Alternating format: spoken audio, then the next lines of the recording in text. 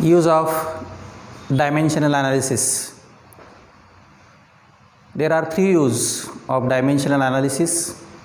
The first use is to check the correctness of a given physical equation.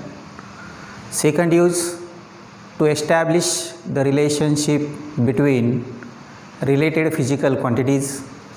And the third use is that to obtain the conversion factor between the units of physical quantity in different systems. Now we see one by one with example. So first use, to check the correctness of a physical equation. Correctness म्हणजे सत्यता पडताळून पाहणे. म्हणजे एखादं physical equation असेल तर ते correct आहे की नाही हे पडताळून पाहण्यासाठी डायमेन्शनल ॲनालिसिसचा वापर केला जातो. त्याच्यामध्ये आपण डायमेन्शन्सचा यूज केला जातो. आता फिजिकल इक्वेशन्स जे आहेत हे आपल्याला आत्तापर्यंत भरपूर प्रमाणात आपण फिजिकल इक्वेशन शिकलेलो आहोत.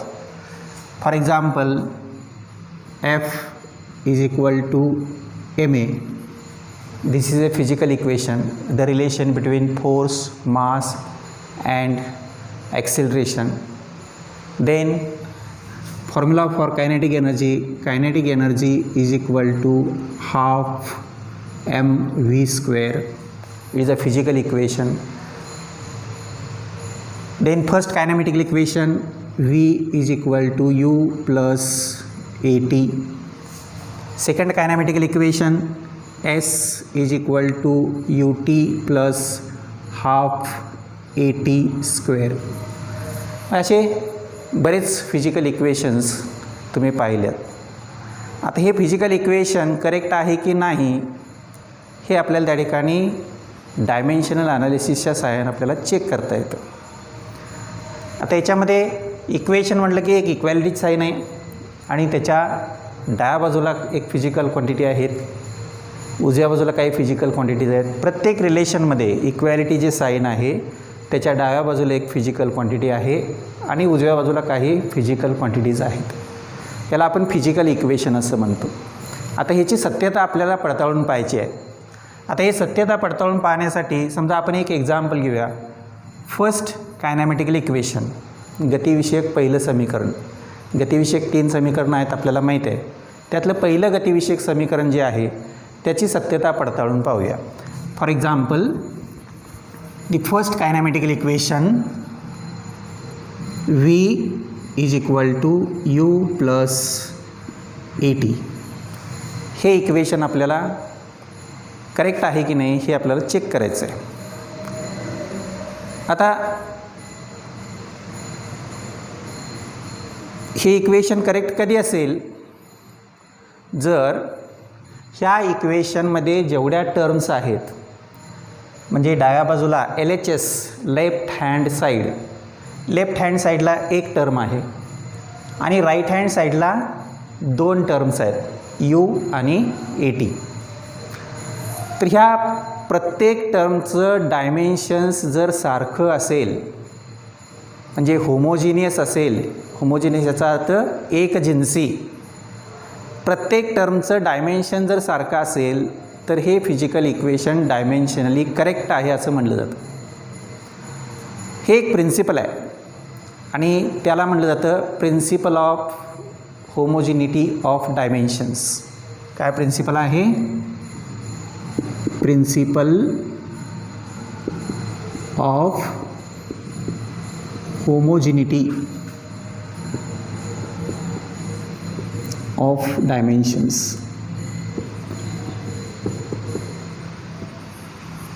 Principle of homogeneity of dimensions.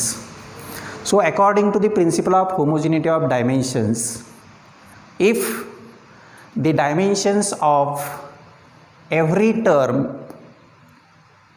in a given physical equations are same, then that physical equation is dimensionally correct. This is the principle. म्हणजे एक तत्व आहे. म्हणजे या इक्वेशनमध्ये जेवढ्या सगळ्या टर्म्स आहेत त्या सर्व टर्म्सची जर डायमेन्शन सारखे असतील तर ते फिजिकल इक्वेशन करेक्ट आहे असं म्हणलं जातं. This is the principle of homogeneity of equation. If the dimensions of each and every term in a given physical equations are same, then that equation is dimensionally correct. This is the principle. Now before going to that, we must know the meaning of each term in that equation. ह्या इक्वेशनमध्ये जेवढ्या सगळ्या terms आहेत त्या टर्म्समध्ये जे काही symbols आपण वापरलेले आहेत या सिम्बॉलचा अर्थ काय आहे हे आपल्याला माहीत असलं पाहिजे. हे इक्वेशन तुम्ही अभ्यासलेलं आहे, यातल्या सगळ्या टर्म्स ज्या आहेत त्या तुम्हाला माहीत आहेत. तरी पण आपण व्ही म्हणजे याला आपण म्हणतो final velocity. V is called final velocity. You is called initial velocity. A is called acceleration and t is time. हे चार टर्म्स याच्यामध्ये आहे. व्ही फायनल व्हेलॉसिटी म्हणजे शेवटचा वेग, यू इनिशियल व्हेलॉसिटी सुरुवातीचा वेग, ए ॲक्सेलरेशन याला आपण त्वरण असं म्हणतो आणि टी म्हणजे टाईम. आता हे रिलेशन्स म्हणजे हे ज्या टर्म्स आहेत ह्या टर्म्सच्या फिजिकल जे काही नेम आहे त्याचं फिजिकल क्वांटिटी कुठले आहेत ते आपल्याला कळालं. त्याच्यानंतर आपण डायमेन्शन्स बघूया. सो फर्स्ट डायमेन्शन्स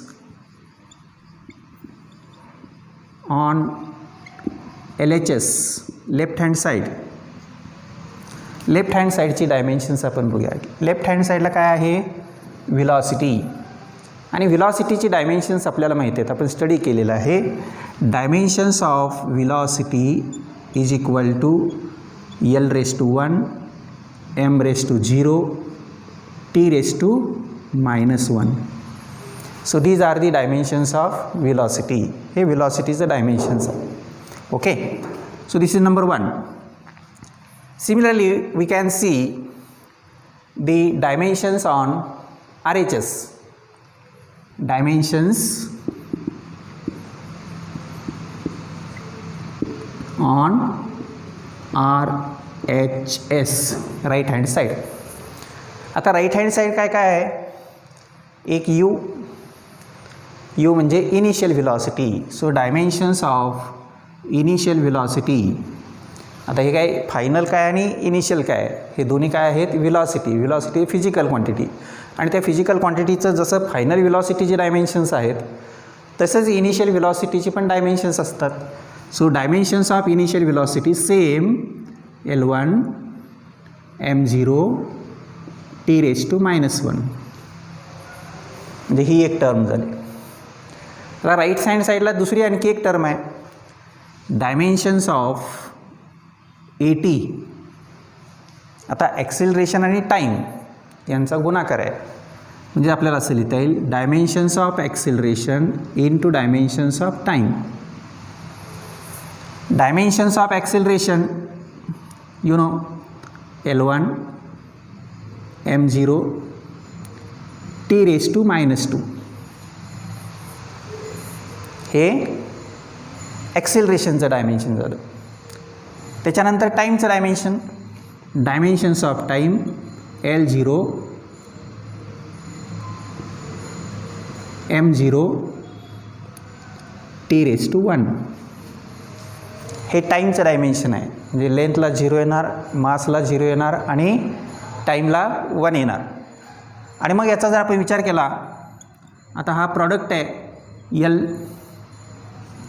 L⁻1 + 0 म्हणजे 1 येणार, M⁻0 + 0 M⁻0 येणार, 0 + 0 and T⁻⁻2 + 1 and -2 + 1 is -1, so it is -1. So this is number 2 say and this is number 3. So dimensions on LHS there is a term V, L1, M0, T⁻⁻1. Dimensions on RHS, the first term L1 m0 t raised to minus 1. Dimensions of second term AT, L1 m0 t raised to minus 1. So all the dimensions here, look here, dimensions of LHS, L1 m0 t raised to minus 1, L1 m0 t raised to minus 1, L1 m0 t raised to minus 1. So we can say that dimensions of left hand side is equal to dimensions of right hand side. जे left hand साईडला जी dimensions आहेत तीच dimensions काय आहेत right hand साईडला आहेत. Left hand साईडला आहे L1 m0 t raised to minus 1 आणि राईट हँड साईडला सुद्धा तीच डायमेन्शन्स आहेत. So dimensions on LHS is equal to dimensions on RHS and therefore we can say that according to principle of homogeneity of dimensions the dimensions of each and every term in the given equation are same, therefore this physical equation is dimensionally correct.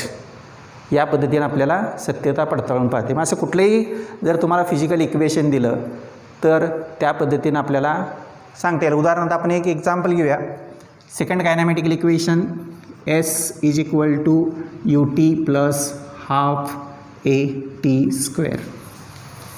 हे समजा तुम्हाला सांगितलं हे डायमेन्शनली correct आहे की नाही check करा. जसं आपण सुरुवात केली अशाच पद्धतीने सुरुवात करायचं. पहिल्यांदा इक्वेशन लिहिलं, त्याच्यानंतर टर्म्स लिहायच्या.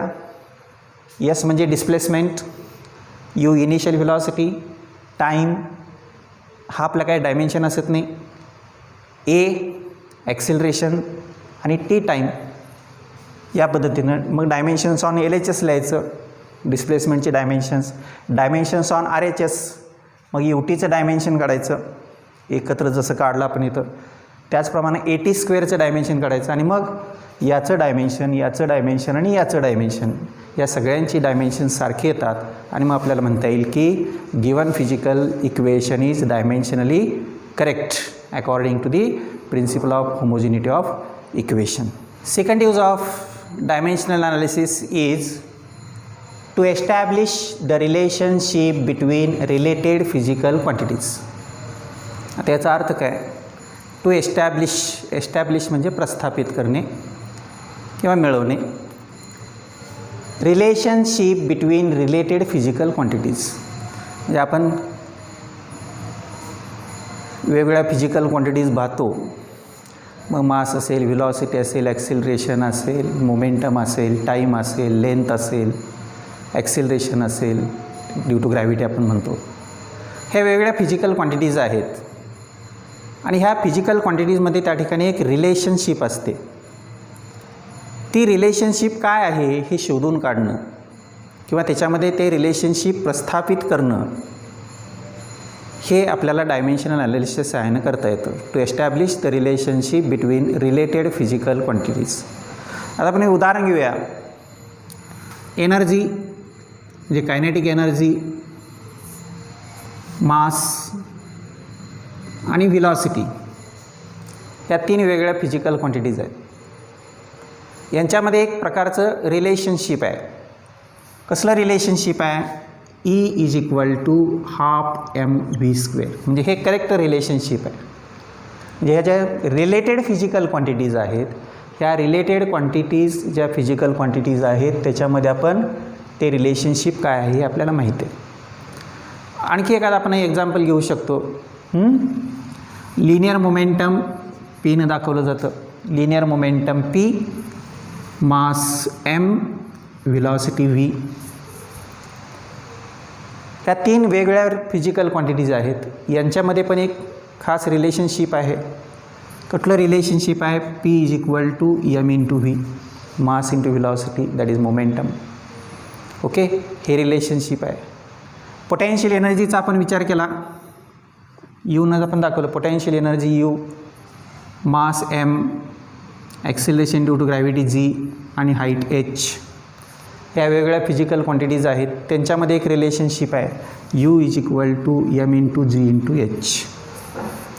म्हणजे हे रिलेशनशिप आहे. म्हणजे दिलेल्या वेगवेगळ्या फिजिकल क्वांटिटीमध्ये कुठल्या प्रकारचं रिलेशनशिप आहे हे एस्टॅब्लिश करण्यासाठी, प्रस्थापित करण्यासाठी आपल्याला डायमेन्शनल ॲनालिसिसचा वापर करता येतो. फॉर एक्झाम्पल, एक एक्झाम्पल आपण घेऊया म्हणजे लक्षात येईल तुम्हाला. आता हा या ठिकाणी पेंडुलम आहे. This is called the simple pendulum. याला साधा दोलक असं म्हटलं तर सिम्पल पेंडुलम. आता सिम्पल पेंडुलम आहे ज्यावेळा आपण असं पकडतो इक्विलिब्रियम पोझिशनमध्ये, संतुलित अवस्थेमध्ये, याचा जो सेंटर ऑफ मास आहे, सेंटर ऑफ ग्रॅव्हिटी, तो बरोबर पॉईंट ऑफ सस्पेन्शनच्या खाली असतो, व्हर्टिकल राहतो. याला जर आपण त्या ठिकाणी डिस्प्लेस केलं आणि रिलीज केलं तर हा ऑसिलेट व्हायला लागतो. ओके, हा ऑसिलेट व्हायला लागतो. आता याच्या एका ऑसिलेशनला, जे समजा इकडून सुरू झाला तर इकडून गेल्यानंतर इकडून परत इकडे येईपर्यंत एक ऑसिलेशन पूर्ण होतं. आणि हे एक ऑसिलेशन पूर्ण होण्यासाठी जो कालावधी लागतो त्याला म्हणतात period. Time required for a pendulum to complete one oscillation, that is called as the period. याला पिरियड असं म्हटलं जातं.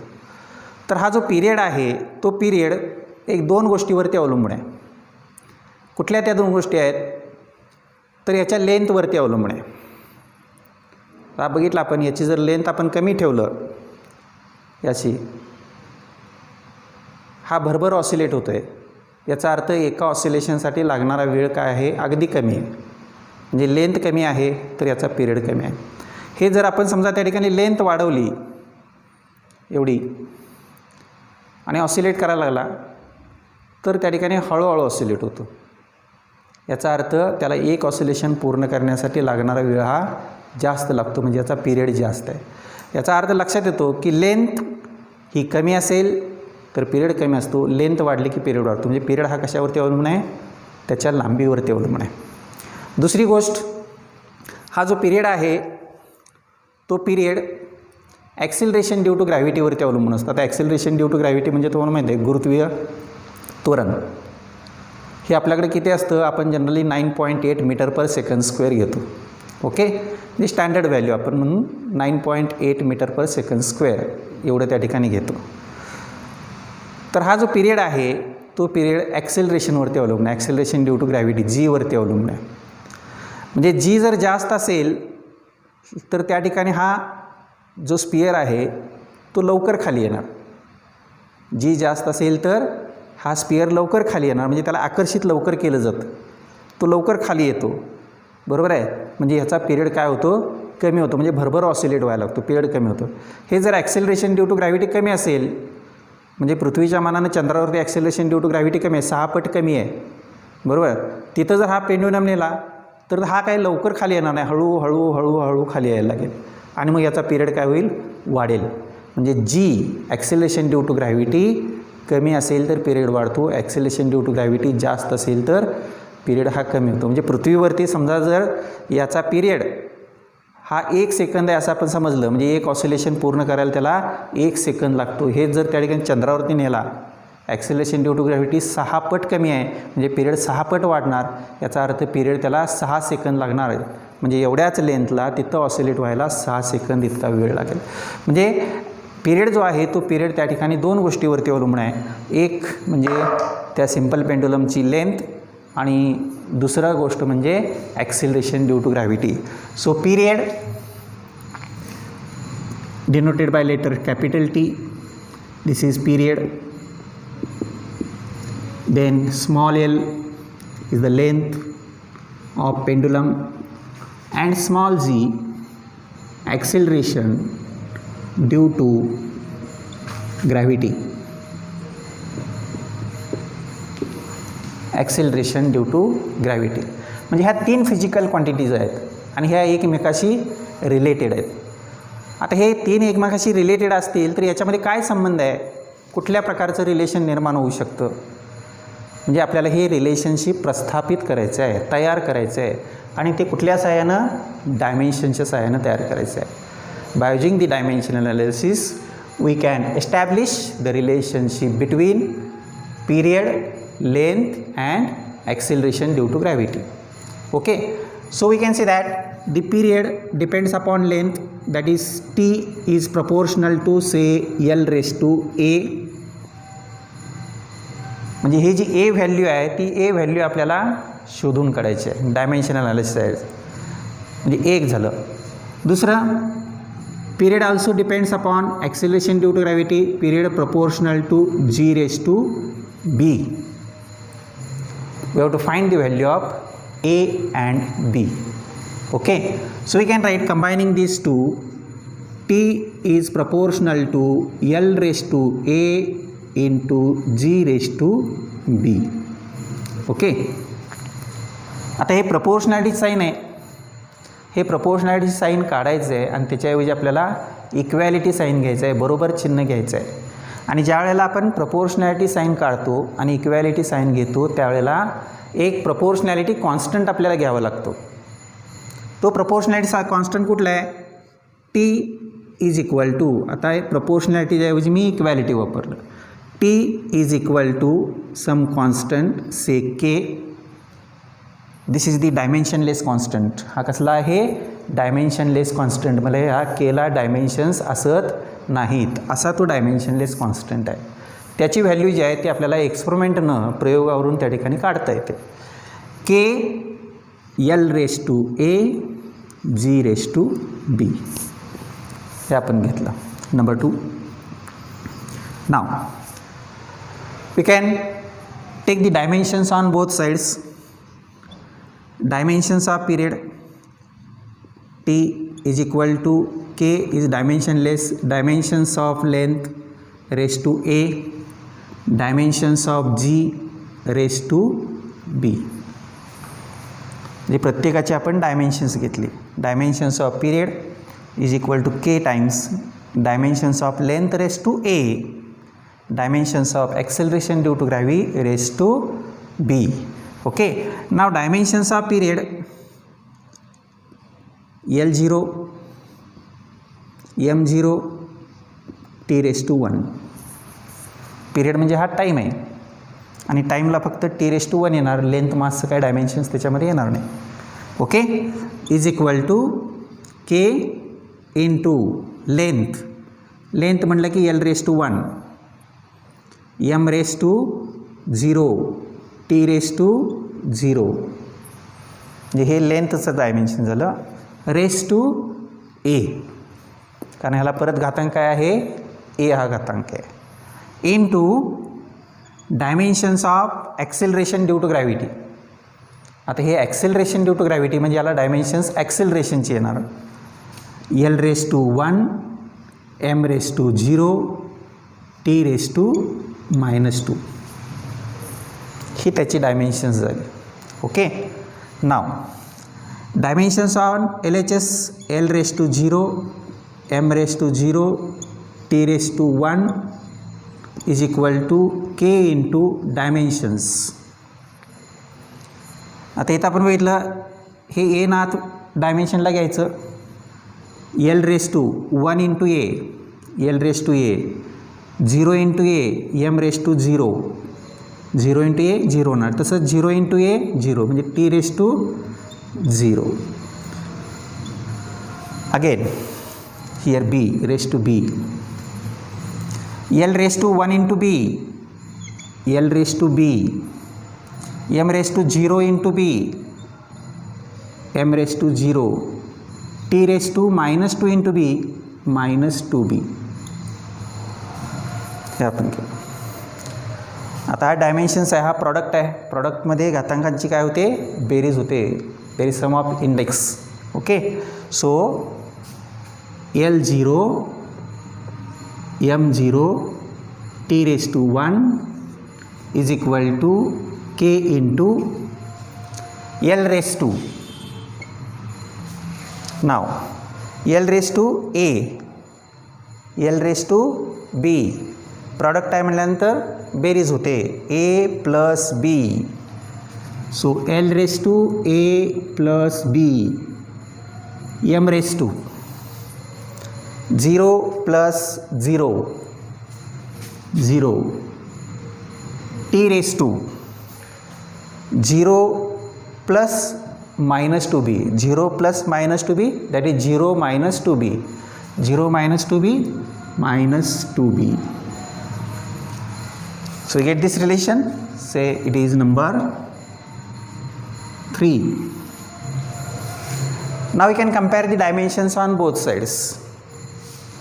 दोन्ही साईडचे जे डायमेन्शन्स आहेत त्यांची तुलना करूया, कारण फिजिकल इक्वेशन कसं असतं, करेक्ट असतं. ज्यावेळी फिजिकल इक्वेशन करेक्ट असतं त्यावेळेला त्या प्रत्येक टर्मची डायमेन्शन्स कशी असतात, सेम. जशी LHSला आहेत तशीच काय पाहिजेत, RHSला पाहिजे. आणि मग तसा असायचं असेल तर तुलना करूया आपण. From this L raise to 0, L raise to A plus B, याचा अर्थ A प्लस Bची व्हॅल्यू काय असणार आहे, 0. So comparing these two, A plus B is equal to 0. Number 4. Again here m raised to 0, m raised to 0. We can neglect it. T raised to 1, T raised to minus 2b. That means minus 2b is equal to 1. Number 5. Minus 2b is equal to 1. And therefore b is equal to minus 2 इकडे घेतलं तर काय होणार, minus 1 divided by 2. So b is equal to minus half. b ची किंमत आली minus half, म्हणजे एक किंमत आपल्याला त्या ठिकाणी मिळाली. आता आपल्याला a ची किंमत काढायची आहे, त्यासाठी हे रिलेशन वापरायचं. a plus b, a plus b, a plus b ची व्हॅल्यू काय आहे, minus half, म्हणजे a minus half is equal to 0 and therefore a is equal to minus half आहे, तिकडे गेलं प्लस हाफ, म्हणजे a ची किंमत हाफ आली. म्हणजे दोन्ही किमती आपल्याला मिळाल्या. a आणि b ची व्हॅल्यू आपल्याला काढायचं होतं. a मिळालं हाफ, b मिळालं minus half. So this relation becomes which relation, number 2, t is equal to k L raised to a L raised to half, b raised to minus half. हेच आपल्याला असं लिहिता येईल, is equal to k into L raised to half. आता b raised to minus half आहे, त्याला divide केलं तर मायनस होणार plus b raised to half. Okay, and this means t is equal to k into L raised to half, that is square root of L, divided by b raised to half square root of b. L raised to half आहे, याचा अर्थ ते square रूटमध्ये L आहे. b raised to half square root of g, here g, that is square root of g. So we can write t is equal to k into square root of L upon g. हे relation मिळालं. नाव the value of k. The value of k is found by the experiment and this value is k is equal to 2 pi. k ची value किती असते, 2 pi इतकी असते. आणि मग ते जर रिलेशन आपण मध्ये k ची व्हॅल्यू बसवली तर period t is equal to 2 pi square root of L upon g.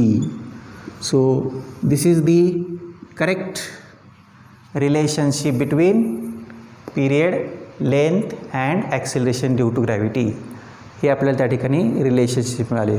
So we have established the relation between related physical quantity. Which are related physical quantities? T, L and g. So in this way we can establish the relationship between related physical quantities. For example, kinetic energy चं relation E is equal to half mv square आपल्याला काढता येईल. Potential energy U is equal to mgh, force is equal to mass into acceleration. असे जे relationship आहेत ह्या relationship आपल्याला establish करता येतील. ओके.